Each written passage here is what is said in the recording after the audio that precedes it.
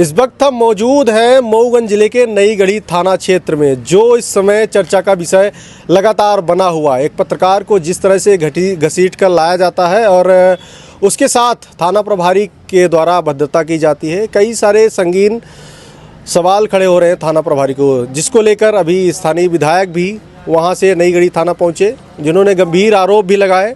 और हमने कई लोगों से चर्चा की जिस पर थाना प्रभारी के ऊपर लगातार गंभीर आरोप लग रहे हैं। हमारे साथ कुंज बिहारी तिवारी, जो समाज सेवी हैं, अगस्त क्रांति मंच के संयोजक हैं और लगातार सबकी जनता की आवाज़ बन रहे हैं, नई गढ़ी क्षेत्र से आते हैं। हम उनसे जानेंगे जिस तरह से घटनाक्रम हुआ नई गढ़ी क्षेत्र में और आपके संज्ञान में भी है और आप लगातार इसको देख भी रहे हैं, तो इस पर क्या कहना चाहेंगे कि जिस तरह से एक थाना प्रभारी के द्वारा पत्रकार के ऊपर हमला बोला गया?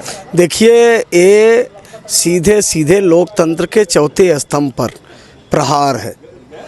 और आपके माध्यम से 3-4 सवाल हैं जिसे आप भी पूछिएगा माननीय आईजी महोदय से और एसपी साहब से, और मैं भी पूछ रहा हूँ कि जो शिकायतकर्ता आशीष कुशवाहा है कहाँ?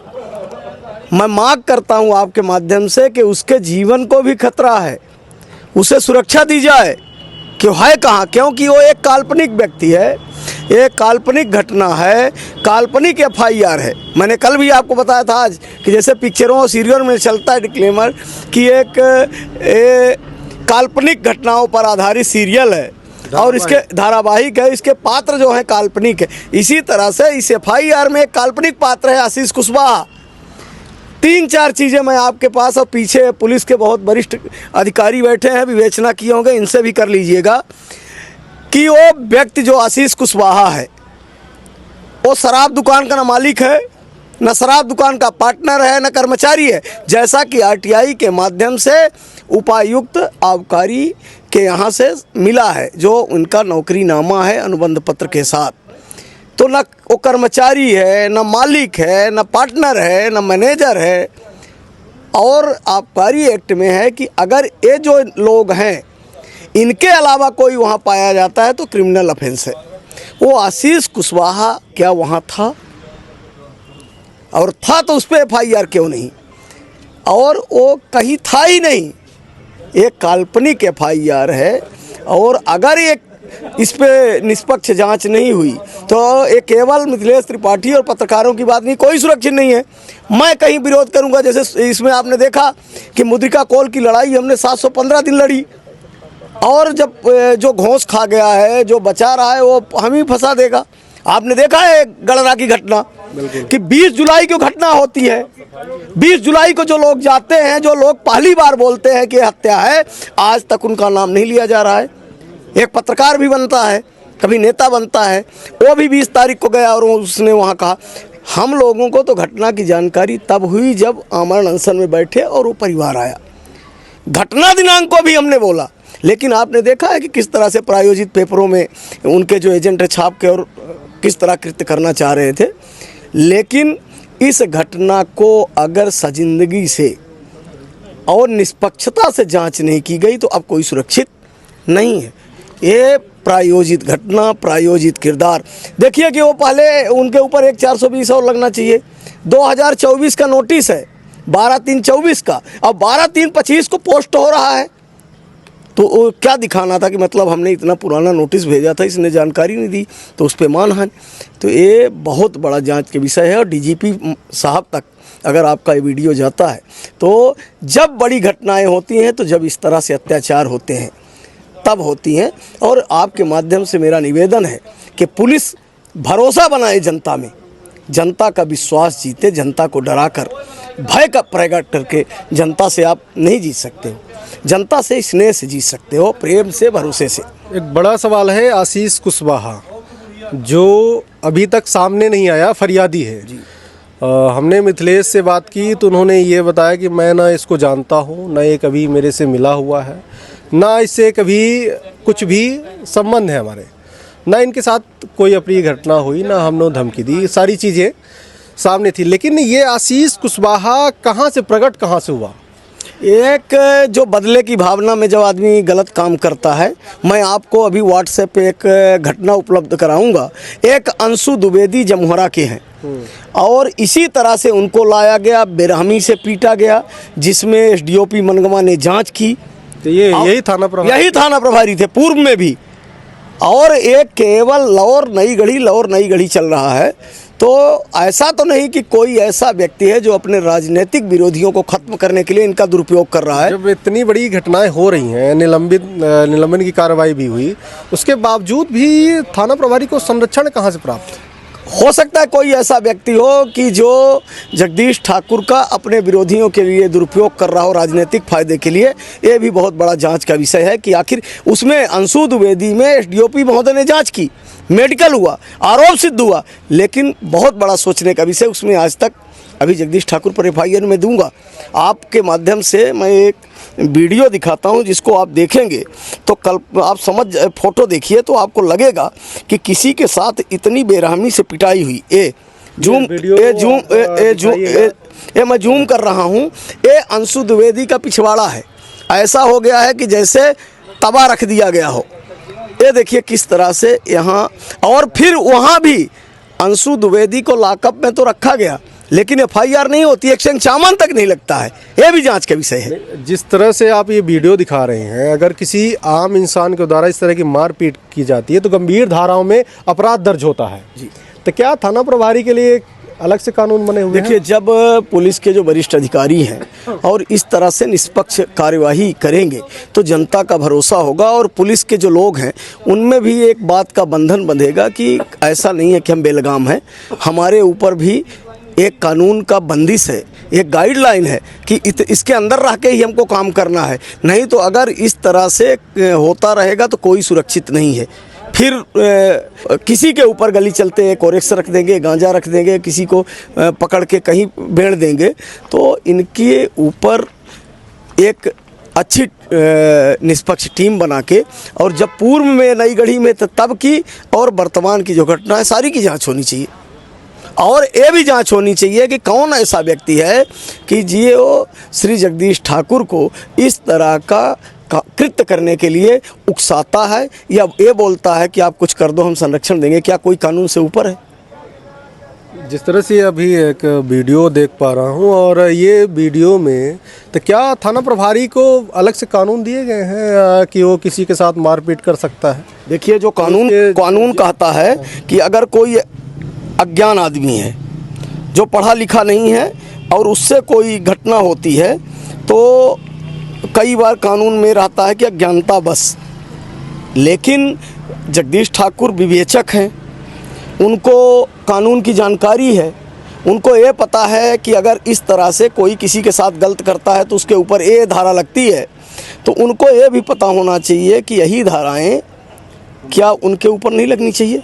ये आप देखिए, ये अंशु द्विवेदी के द्वारा ही ये हमें भेजा गया है। ये सारे उनके आवेदन हैं, और आपको मैं उस घटना का मेडिकल रिपोर्ट भी दिखाता हूँ। ये अंशु द्विवेदी हाई कोर्ट गए थे, माननीय उच्च न्यायालय का डायरेक्शन है।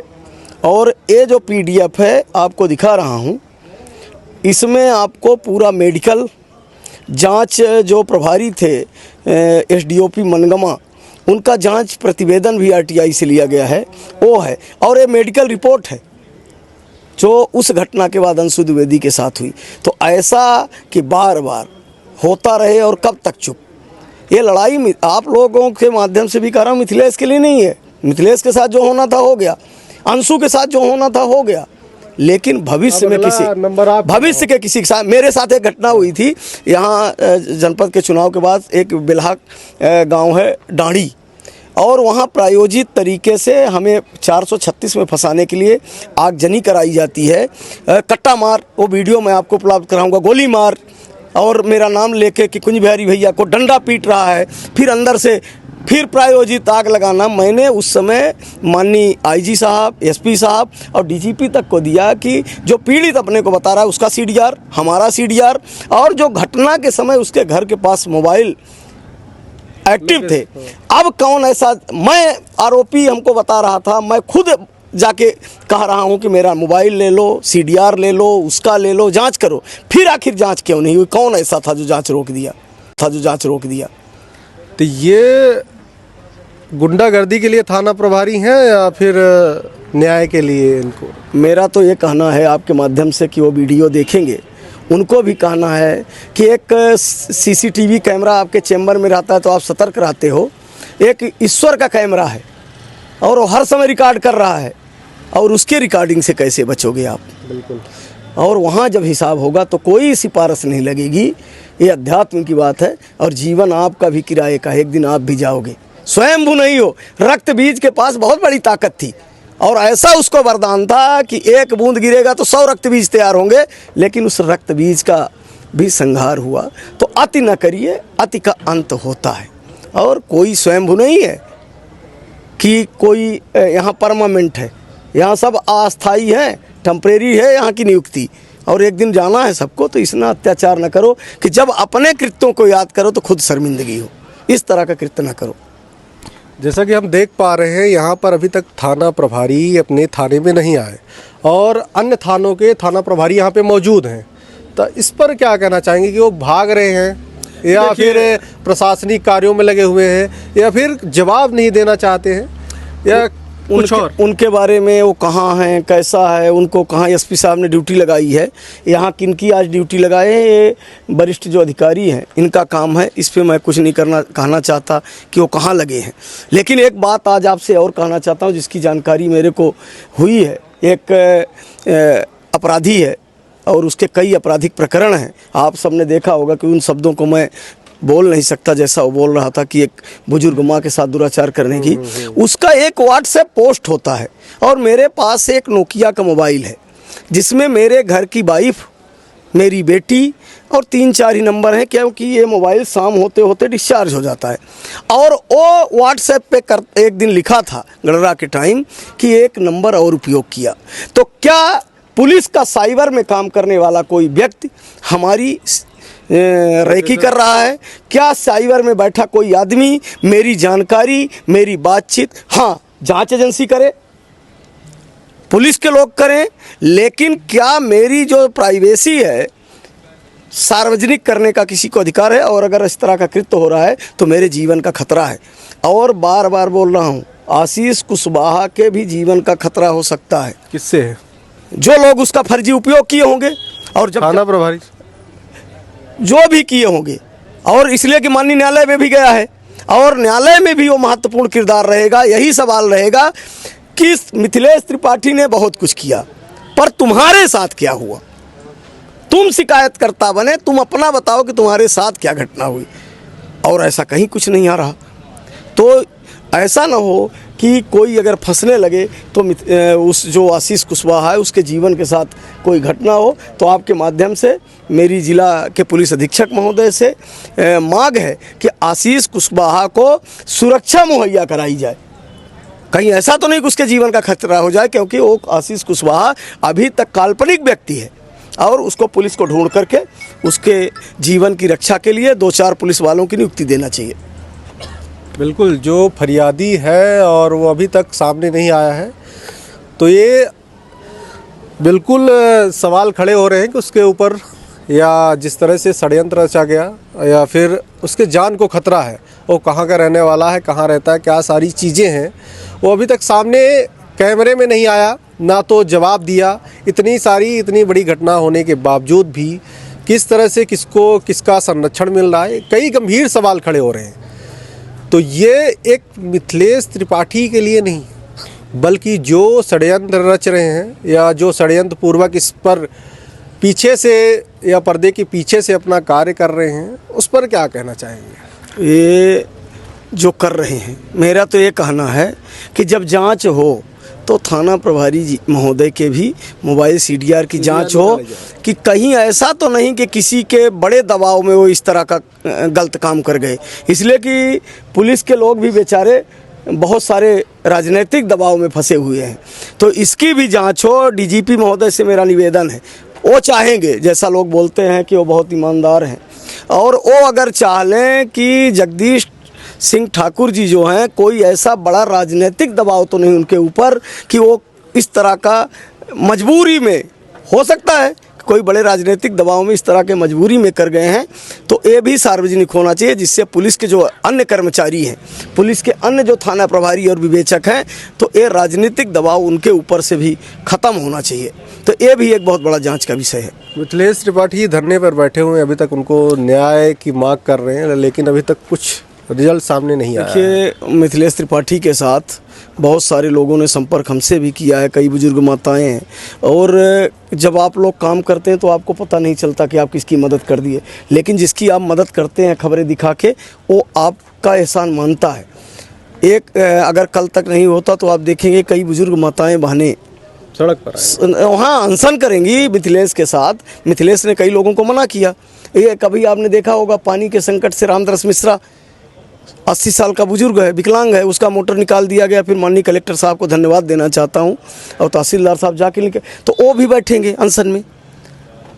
जब जन आंदोलन की ओर ये अनशन जन आंदोलन की ओर जा रहा है, और इस अनशन की सफलता ही लोकतंत्र की सफलता है, कानून की सफलता है, संविधान की सफलता है, और भविष्य में इस तरह की घटनाएं ना हो, उसके लिए बहुत ज़रूरी है।